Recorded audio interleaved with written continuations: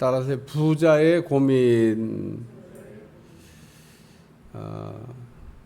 처음에는 관리라고 그 호칭을 사용했는데 23절에 보니까 큰 부자다 그렇게 말하고 있습니다.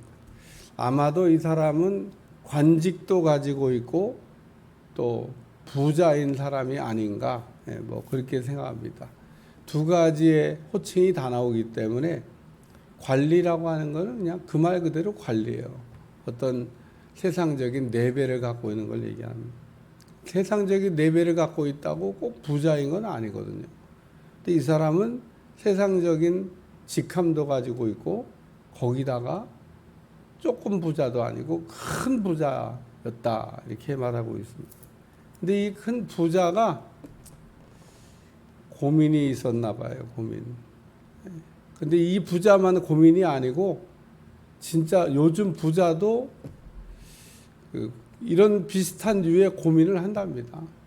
내가 죽으면 천국 갈 수 있을까? 또 어떤 부자는 거기다가 한술 더 떠갖고 천국 가면 여기보다 더 좋을까? 이런 생각도 한답니다. 우리는 뭐 그런 게 생각이 안 됩니다만은 자기가 이 땅에서 얼마나 부를 누리는지 천국이 여기보다 더 나을까? 이런 생각을 한다. 자기 집까지 들어가는데 막 몇 시간 가야 돼요, 차로. 응? 도대체 땅이 얼마나 넓길래 자기 집을 들어가는데 대문 통과해서 집까지 가는데 몇 시간을 가야 돼요. 그러면 그 넓은 땅을 누군가가 또 관리해야 될 거 아니에요. 그냥 야, 그림이다 이렇게 되는 게 아니에요. 그건 뭐 또 정원사들이 다 이게 관리해주고 스위치 하나만 탁 누르면 참 모든 게 다 전자동이야. 그리고 뭐 자기를 이렇게 도와주는 여러 직원들이 그냥 천국 가면 여기보다 더 좋을까 그런 생각을 한답니다. 우리는 그런 걸 뭐 본 일도 없으니까 뭐 어쨌든 세계적인 부자를 얘기하겠죠. 세계적인 부자들은 땅에서 뭐 온갖 좋은 걸. 근데 오늘 본문에 나온 사람도 조금 부자가 아니고 큰 부자다. 근데 이 큰 부자의 고민이 뭐냐면 내가 영생을 얻었나? 이 고민을 하기 시작한 겁니다. 영생을 얻었으면 예수님께 와서 이런 질문 안 해요. 얻었다고 생각하면 뭐하러 예수님께 와서 물어보겠어요. 또 한 가지는 확신이 없는 겁니다. 사실은 뭐 얻었다고는 생각하는데 진짜 얻었나? 그래서 예수님이 뭐 훌륭하다니까 한번 가서 확인 받아봐야 되겠다. 그래서 이 사람은 영생 얻은 거에 대한 확인차 예수님께 와서 또 질문을 하기도 하는 겁니다. 질문이 제대로 됐냐? 질문이 잘못된 거예요. 우리는 하나님 앞에 묻는 거를 잘못 물으면 답도 오답이 온다는 사실을 알아야 됩니다. 잘못 물어놓고 정답이 오기를 여러분 기다리시면 정답이 안 와요. 그러니까 공부 못하는 학생이 질문도 매일 엉뚱한 것만 이렇게 질문한다고 하잖아요. 자, 좀 물어보세요. 질문해 보세요. 그러면 엉뚱한 질문만 해요. 엉뚱한 질문. 핵심을 찔러가지고 그냥 아주 전곡을 찌르는 그런 질문을 아주 송곳 같은 질문을 해야 되는데 그러니까 우리가 어떤 내용을 글을 읽다 보면 딱 그 핵심을 찌르는 그런 말이 있습니다. 사도행전 16장에 보면 빌립보의 간수가 나오는데 이 사람이 바울에게 어떻게 물어보냐면 내가 어떻게 하여야 구원을 얻겠습니까? 이러고 물어봐요. 그러니까 바울이 질문을 제대로 잘한 겁니다. 내가 어떻게 하여야 구원을 얻겠습니까? 오늘 질문과 비슷한 자지만 질문이 전혀 다른 겁니다. 간수가 어떻게 해야 구원을 얻겠냐니까 어떻게 하면 되겠냐고 물어보니까 오케이, 주 예수를 믿으라. 그리하면 너와 내 집이 구원함을 얻으리라. 뭐 어떻게 하면 되냐고 그러니까 뭘 어떻게 해요? 예수님 믿으면 된다는 거죠. 오늘 우리의 구원도 어떻게 우리가 얻는 거지? 예수님 믿으면 구원 얻는 겁니다. 너무 쉽고 너무 간단해서 자꾸 잊어버리시나 봐. 신앙의 기본이기도 하고 여기서부터 뭐가 단추가 엉키기 시작하면 그러면 다 이렇게 뭐가 모래 위에 집을 짓는 것처럼 문제가 언제 무너질지 모릅니다. 오늘은 구원의 확신만 딱 이게 붙잡고 있어도 그 다음에 나머지는 이하동문입니다. 기초가 튼튼한데 뭐 그 위에 집을 지어도 그렇고 그 위에 뭐 하는 모든 일들이 다 어떻게 구원을 받지? 예수님 믿음으로 구원받은 겁니다.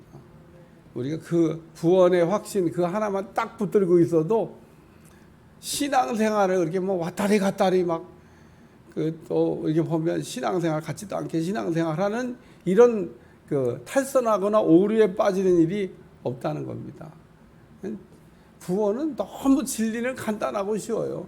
어떻게 우리가 구원받지? 예수님 믿음으로 구원받는 거죠. 사도 바울이 갈라디아 지방 가서 그 얘기만 한 겁니다. 오직 믿음으로 의인되고 오직 예수님을 믿음으로 구원받는다. 이야, 그럼 너무 쉽네. 쉬운 것 같은데 또 사실 보면요, 쉽지가 또 아니에요. 왜냐하면 안 믿어지는 걸 믿어야 되는데 믿어지지가 않습니다. 어제도 사도들이 믿음을 더하소서 이런 설교 제가 누가복음 설교하다가 요거 한번 주일날 설교를 해야 되겠네. 참 사도들이 여러분 제가 다 설교 때 다루질 못합니다. 누가복음 여러분 읽어오다 보면 사도라는 호칭이 쓰여진 적이 없어요. 다 제자들이라고 나오지. 거기만 사도라고 써, 사도라고. 그래서 사도란 얘기는 보냄을 받은 자라는 뜻입니다. 현장 나가서 일하다 보니까 이게 믿음이 이게 부족해가지고 믿음이 이게 뭐가 부족하네. 현장 나가기 전에 몰랐는데 나가보니까 믿음이 부족한 겁니다. 제자들이 귀신 쫓아보기 전에는 아주 그냥 믿음이 좋은 줄 알았죠. 근데 예수님은 술 타고 안 계시고 귀신 쫓아봤는데 이게 안 되네. 이거 뭐야? 어제까지 다 됐는데 이거 왜 안 되는 거야? 믿음이 없어서 안 되는 거예요. 믿음이. 인자가 올 때 믿는 자를 보겠느냐. 믿음의 부족으로 문제를 해결하지 못했던 겁니다. 그래서 갖가지 문제가 생기는데 믿음이 없네. 그래서 예수님께 믿음을 어떻게 올릴 수가 있어요? 믿음을 올리는 방법이 뭐예요? 라고 물어보니까 예수님 딱 3가지를 얘기했는데 참 말씀을 이게 읽으면요 그게 그냥 쏙쏙 들어오지가 않습니다. 사실은 예수님이 정답을 얘기한 건데 그게 읽으면서 이해가 팍팍 되면 얼마나 좋겠어요. 어제 제가 자세하게 풀어주니까 이게 이렇게 믿음을 올린다고 하는 거구나. 오늘 이 사람도 내가 어떻게 하여야 영생을 얻으리까 이렇게 물어봤어야 되는데 이 사람이 영생 얻었다고 생각한 겁니다. 자기는. 근데 얻었는데 왜 물어보냐? 확인 받아보려고. 예수님이 그래 영생 얻었는데 뭐 질문 그런 질문을 해. 이렇게 아주 그냥 자기한테 기분 좋은 보니까 믿음 생활 너무 잘하시는군요. 영생 얻었습니다. 뭐 염려하지 않으셔도 되겠어요. 이런 얘기 들으려고 했는데 예수님께서 계명 지켰냐고 물어보는 겁니다. 계명 다 지켰냐? 그러니까 이거는 뭐 대답할 것도 없는 질문을 계명 다 지켰냐고 물으니까 제가 어려서부터 다 지켰죠. 어려서부터. 우리 주님이 하시는 말씀의 핵심이 뭡니까? 2%가 부족하다. 또 계명 다 지켰다고 그랬는데 2%가 부족해. 뭐 계명 안 지켰다고 예수님 너 계명 안 지키고 왜 지켰다고 그래? 이렇게 얘기한 게 아닙니다. 이 사람이 지켰다고 그런 걸 그대로 인정해 줬습니다. 실제로 지켰습니다. 그런데 2%가 부족합니다.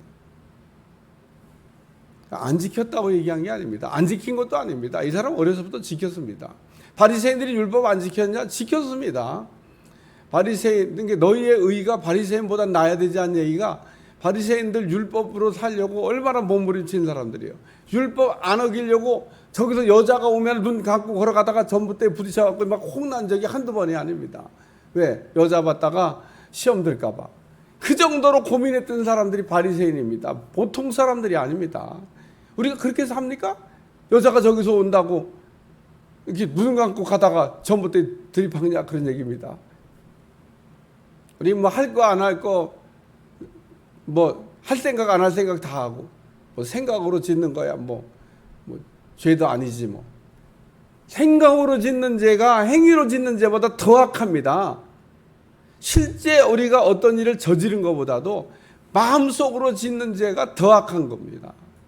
마음속으로 느끼는 그 악한 감정이 더 나쁜 겁니다. 사실은. 왜? 세상법이 처벌 못한다고? 세상법이 우리의 생각이나 우리의 감정을 처벌하지 못한다고 그게 죄가 안 되냐 그런 얘기입니다. 죄가 되는 겁니다. 그러니까 오늘 우리는 뼛속까지 악하다고 표현하는 게 딱 맞습니다. 우리가 얼마나 악하고 얼마나 죄 있냐? 우리는 뼛속까지 악합니다. 참 답이 없는 인간입니다. 그러니까 예수님이 필요한 겁니다. 안 되니까 예수님이 필요한 거지. 우리 스스로 뭐 치유가 가능하면 예수님 뭐하러 오셔요? 우리 스스로는 회복 불가능이고 우리 스스로는 치유가 안 되고 우리 스스로는 못 고칩니다. 고칠 수가 없습니다. 예수님이 오셔야만 예수님 안에서 회복이 일어나는 겁니다. 오늘 이 사람 율법 다 지켰다고 얘기하니까 예수님께서 이 말을 들으시고 이르시되 한 가지가 부족하다. 그러면서 첫째, 나는 다 팔으라고 얘기했습니다. 네가 갖고 있는 걸 다 팔으라고 얘기했습니다. 너무 어려운 걸 얘기하셨어. 재산 처분하라는 얘기인 겁니다. 싹 다 처분하라고 얘기했습니다. 조금도 아니고 싹 다 처분하라. 근데 이게 가능한가? 오늘 제가 이게 30절까지 가는 본문인데 너무 길어서 그냥 뒤에를 좀 잘랐어요. 두 번에 설교하려고. 30절까지 다 할까? 한꺼번에? 내일 얘기할 얘기지만 제자들이 이렇게 대화가 오고 가는 걸 듣고 있다가 아니 그렇게 어려우면은 누가 구원을 받겠습니까? 이러고 물어봐요. 구원받을 사람 한 사람도 없겠네 예수님. 너무 어렵잖아요. 어떻게 다 팔으라고 그러면은 그 누가 구원받겠어요? 예? 아니 세상에 부자가 지천으로 놀렸는데 그 부자들은 그럼 하나도 구원 못 받겠네. 그러고 물어보는 내용이 나옵니다.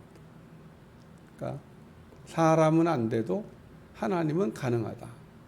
부자 가운데 천국 간 사람이 얼마나 많은데 이 사람은 갔는지 안 갔는지 모르겠는데 모르겠어요. 왜냐하면 근심하면 갔으니까 뭐 천국 갔는지 영생 얻었는지 그건 제가 모르겠습니다. 이 부분에 대한 후기가 없습니다. 그냥 이 사람 고민하고 갔다고 하는 거로 말씀이 끝났습니다. 뒤에 이 사람이 회개하고 뒤에 이 사람이 다 재산 처분하고 뒤에 이 사람이 뭐 했다는 얘기는 성경에 없습니다. 그러니까 몰라.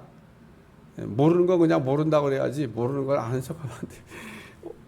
없는 거니까 내용이 없습니다. 그러니까 다 팔으라고 그랬는데 그럼 다 판 사람이 없냐? 있습니다. 누가 그랬어요? 제자들이 그랬잖아요. 제자들이 예수님 따라갈 때 배도 버리고 부친도 버리고 그물도 버리고 다 버리고 예수님 쫓아갔습니다. 그래서 내일 자꾸 얘기할 얘기가 자꾸 나오네. 어쨌든 그래서 없냐? 있습니다. 그러니까 예수님이 안 되는 걸 얘기하신 거냐? 아닙니다. 할 수 있는 걸 얘기한 겁니다. 근데 이 사람은 그 할 수 있는데 안 한 거죠. 이 사람이 만약에 다 팔았더라 그러면 역사에 남는 인물이 되는 겁니다. 오늘날도 이런 분들 많습니다. 부자인데 막 제주도에 가면은 기념비가 하나 있습니다. 기념비. 제주도 사람들이 막 흉년에 와갖고 굶어서 막 죽을 때 어떤 여자가 이제 뭐라 그래 이쪽 육지로 나와가지고 제주도에서 육지로 나와가지고 자기 재산 사빌 털어서 쌀을 사다가 나눠준 여자가 있습니다. 그래서 그 여자의 기념비가 이렇게 다 쉽지가 않습니다. 나라도 못하는 일을 나라가 해야 되지 그게 여자가 할 일이에요. 그래서 그 제주도에 가면 그런 내용을 이렇게 담아놓은 기념비가 하나 있습니다. 훌륭한 여자죠. 그러니까 부자라고 다 자기 거를 이렇게 안 털고 안 내놓는 게 아니고 그 어떤 상황에 이렇게 내놓을 수가 있는 부자가 있다는 겁니다. 아마존의 그 부부가 이혼했는데 그 이혼하면서 그 여자가 자기 막 재산을 다 내놔가지고 그 이렇게 착한 일 하고 있잖아. 이야, 그 참 천문학적인 돈을 내놨습니다. 그러고도 거기다 하나 더 붙여서 나는 계속 내놓을 겁니다. 근데 그 사람은 이제 사업가니까 돈을 벌으면서 또 내놔야 되겠죠. 그러니까 어쨌든 돈을 엄청 내놨는데 또 계속 내놓을 거라고 얘기하는 겁니다. 야, 내가 전화번호만 하면 한번 전화가 따순 좀 도와달라고. 아, 대단한 여자가 있습니다. 그러니까 부자가 지갑을 여는 게 쉽지 않지만 열 수 있다는 겁니다. 그리고 두 번째는 그 하늘에서 내게 보아가 있으리라. 그래서 그리하면 하늘에서 내게 보아가 있으리라. 반드시 돌려받게 된다는 겁니다. 우리가 무엇을 심든지 그대로 거둔다 그랬는데 우리는 그래서 심을 때 잘 심어야 됩니다. 나쁜 거는 안 심으시면 돼. 여러분 나쁜 거는 안 심으면 됩니다. 그러니까 그 좋은 것만 심으면. 저는 농사를 안 져봤고 잘 모르겠는데 지나가다 봤습니다. 농사철 돼가지고 벼씨를 이렇게 이제 그 파종할 때 물속에다 확 담그더라고. 그죠? 왜 담궈놨나? 늘 궁금했어요. 벽실을 물통에다가 큰 물통에다가 벽실을 그냥 거기다가 이게 담궈놨더라고. 가만히 보니까 그 뜨는 벽실을 걷어 버리려고 그런 것 같아. 그 뜨는 거는 그거 짝퉁이거든. 모양만 그게 벽시지 걔는 짝퉁이야. 그래서 걔들은 다 걷어버리고 딱 깔아앉는 것만 그게 알곡인 겁니다. 좋은 겁니다. 그러니까 좋은 씨를 심기 위해서 아마 그렇게 구별하는 것 같아요. 내가 잘은 모르지만 그러니까 큰 물통에다 막 씨를 쏟아붓고 그냥 뜨는 건 다 걷어버리더라. 좋은 씨를 심죠. 농부는 나쁜 씨 안 심습니다. 그러니까 우리가 농부에게서도 배울 게 있어요. 좋은 거 반드시 좋은 걸 거두게 돼 있습니다. 우리가 남에게 구제를 막 하고 착한 일하고 막 어려운 사람 돕잖아요. 자기도 반드시 그거를 거둘 날이 오게 돼 있습니다.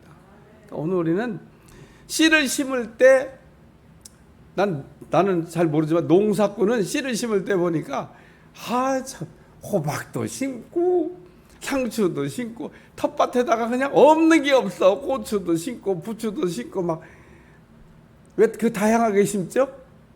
다양하게 심는 이유가 있습니다. 다양하게 거두려고 심는 거죠. 나는 상추만 해.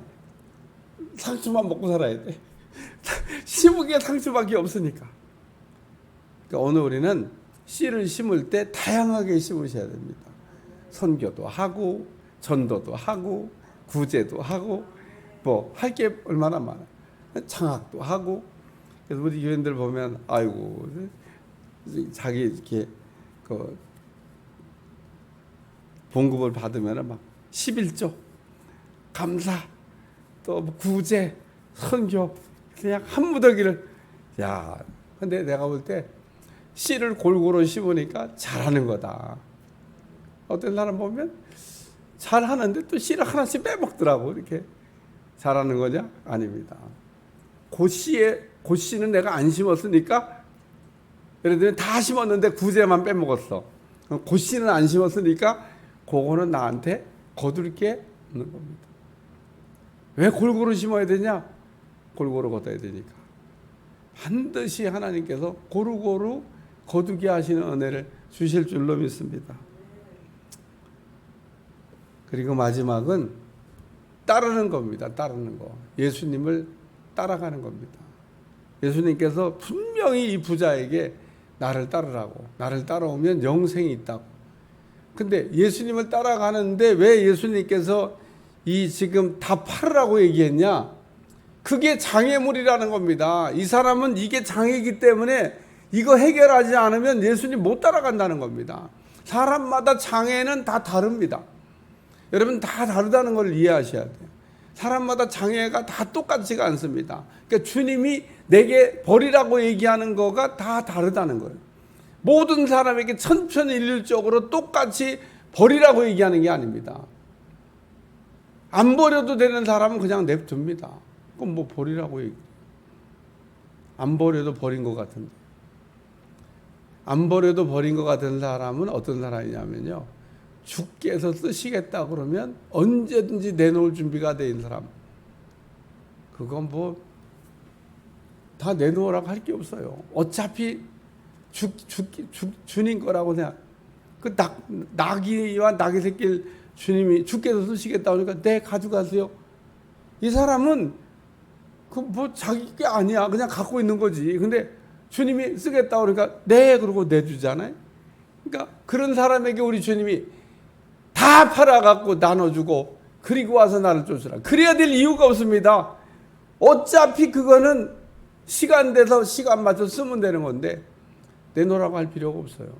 그러니까 그런 마음이 있는 사람은 내놓으라고도 안 합니다. 다 주님 겁니다라고 생각하고 사는 사람은 주님이 이게 부자처럼 다 팔라고 하네요. 근데 이 사람은 이거 안 팔고 가면요 예수님 따라가다가 되돌아갈 사람입니다. 성경에 보면 예수님 따라가다가 돌이켜서 세상으로 간 사람이 나옵니다. 그게 대마입니다. 어떻게 사도 바울을 만나가지고 세상에 바울같이 훌륭한 분을 만나서 그 바울을 따라가다가 세상으로 가냐고. 세상으로. 이해가 되십니까? 이해가 안 됩니다.